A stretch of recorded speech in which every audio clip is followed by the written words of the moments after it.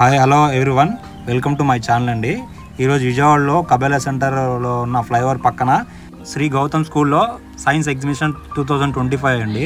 స్కూల్లో పిల్లలు 110 పైగా ప్రాజెక్ట్స్ చేశారండి. మీకు ఆ ప్రాజెక్ట్స్ మొత్తం చూపిస్తాను. ప్రాజెక్ట్స్ మీకు నచ్చినట్టయితే లైక్ చేయండి, షేర్ చేయండి, అలాగే కామెంట్ చేయండి, అలాగే సబ్స్క్రైబ్ చేయండి. Thank you all.